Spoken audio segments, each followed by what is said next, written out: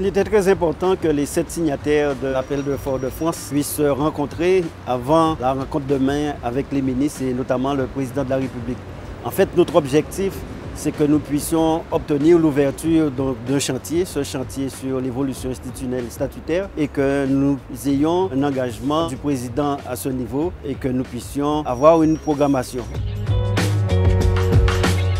Nous attendons de la part du président de la République et du gouvernement une parole très forte, suivant laquelle ils vont s'engager à répondre à l'appel de Fort-de-France pour pouvoir faire en sorte que les territoires d'outre-mer aient un avenir qui soit plus radieux et plus conforme aux aspirations de leurs habitants.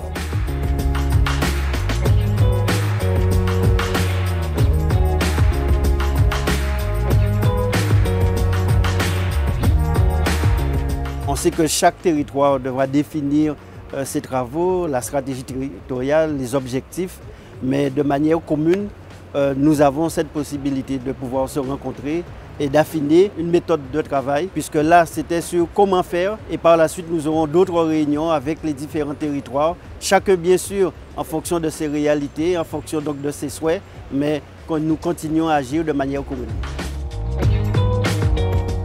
Les territoires d'outre-mer aspirent à une gestion qui soit différente, qui soit différenciée, en tenant compte de leur réalité. Ce n'est pas une question d'ordre idéologique, là nous sommes pragmatiques et nous souhaiterions simplement que des solutions soient trouvées dans la façon d'organiser les politiques publiques qui sont déclinées sur nos territoires respectifs.